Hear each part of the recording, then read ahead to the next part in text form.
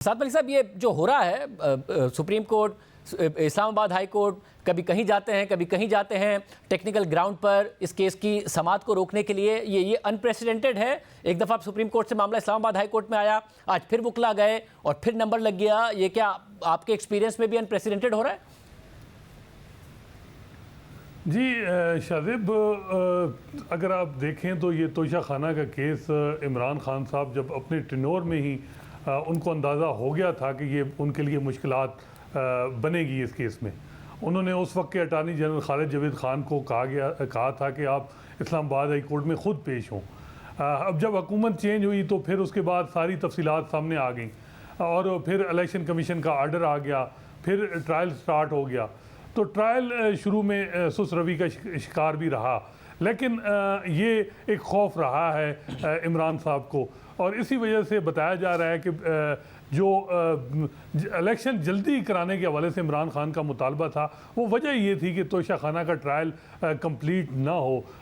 इसके बाद आप देखें 2 असम्बली डिज़ाल्व हुई, उसके पीछे भी बताया जाता है कि वजह जो थी वो तोशा खाना केस है। तो अब इमरान खान साहब की जो आखिरी उम्मीद है वो चीफ जस्टिस उमर अता बंदयाल है। उनको अंदाज़ा है कि उनका जो केस है वो मेरिट पे कमज़ोर है, अखलाकी तौर पे भी कमज़ोर है,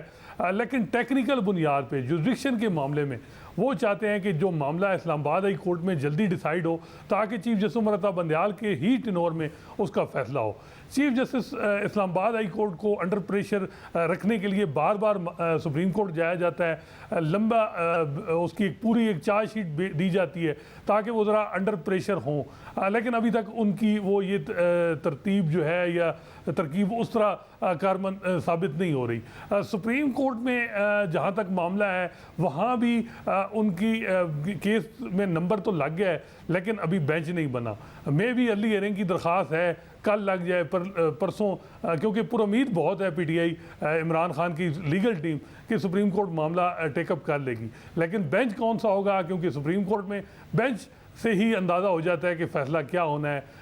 अमूमन जिस तरह आपने बताया कि यह बुरी आर्डर था इस्लामाबाद हाई कोर्ट का, बहुत कम होता है कि इस किस्म के आर्डर को सेटिसाइड या रिलीफ मिलते। बाद में कहा जाता है कि अब 3 अगस्त को फिर इस्लामाबाद हाई कोर्ट में मैटर है, आप दोबारा जाएं इस्लामाबाद हाई कोर्ट में अपना केस आर्गू करें, और यही होगा कि ट्रायल कंक्लूड हो जाएगा। जजमेंट उस वक्त तक नहीं आएगी जब तक जुरिडिक्शन का फैसला ना हो जाए। ये बात वैसे ठीक है, जैसे याह्या अफरीदी ने भी वर्बल रिमार्क दिए थे कि जुरिडिक्शन का मामला कि क्या जो ये कोर्ट है, ट्रायल कोर्ट, ये कम्पिटेंट है इस केस को सुनने में, या और जो जुरिडिक्शन के मामलात हैं इसका फैसला पहले होना चाहिए। तो ये इस्लामाबाद हाई कोर्ट भी बज़ाहिर ये लग रहा है कि वो ट्रायल पे स्टे तो नहीं दे रही, लेकिन एक टाइम आएगा, मे भी वो ये कह दें कि जी जजमेंट उस वक्त तक अनाउंस ना हो जब तक ये जुरिडिक्शन का मामला डिसाइड ना हो। लेकिन अगर ये डिसाइड हो जाता है इस्लामाबाद हाई कोर्ट में, तो फिर सुप्रीम कोर्ट जब जाते हैं तो क्या चीफ जस्टिस उमर अता बंदयाल अपने टेन्योर में उस मामले को टेकअप करेंगे, या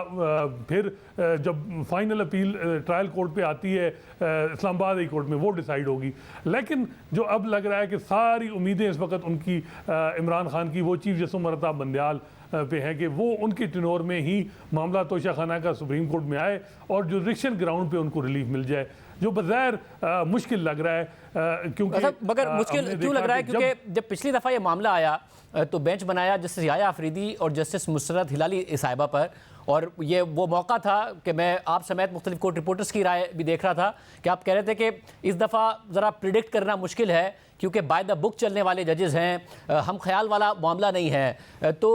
उसकी बुनियाद पर कह रहे हैं कि मुश्किल लग रहा है कि शायद दोबारा एक ऐसा बेंच बने जिसके लिए बड़ा मुश्किल हो कि क्या प्रिडिक्ट करना कि क्या फैसला आएगा। देखिए, एक तरफ तो ये वो जजेस हैं सुप्रीम कोर्ट में जिन्होंने पनामा में जो ट्रायल था वो एक्सपीडाइट करवाया,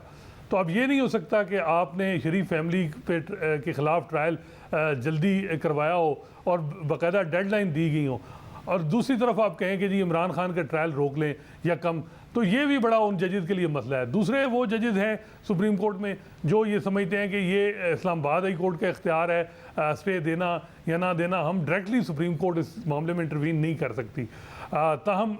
ये ख्वाजा हारिस साहब कह रहे हैं कि आर्टिकल 187 के तहत सुप्रीम कोर्ट के पास कंप्लीट जस्टिस का इख्तियार है, वो बज़ाहिर अभी तक तो ये लग रहा है कि ना हो उनको रिलीफ मिले, लेकिन चीफ जस्टिस अपने टेन्योर में हो सकता है कि वो इस मामले को उठाएं। एक और मामला है कि अगर जो है वो नवाज शरीफ को भी रिलीफ देने हैं, उनको भी इलेक्शन में एहल कराना है, तो फिर मे भी इमरान खान को भी रिलीफ मिले, क्योंकि ये अल्टीमेट जो पॉलिटिकल केसेस होते हैं इनको आप सिर्फ लीगल प्लेन, लीगल ग्राउंड पे ही नहीं देखते, और भी फैक्टर होते हैं जो बड़े उसमें वो बड़े इंपॉर्टेंट होते हैं। तो देखें अब जो है वो एक तरफ से आप इमरान खान को आप लकी समझें कि अभी भी उनको सुप्रीम कोर्ट से उम्मीद है। अनलाइक अगर पनामा में आप अगर इसको कंपेयर करें तो सुप्रीम कोर्ट खुद जो है वो पार्टी बन गई थी कि जल्दी ट्रायल को कंक्लूड करें। तो अब देखें बज़ाहिर जो है वो चीफ जस्टिस साहब के लिए भी मुश्किल है कि वो इमरान खान को टेक्निकल बुनियादों पे बड़ा कोई रिलीफ दे दें।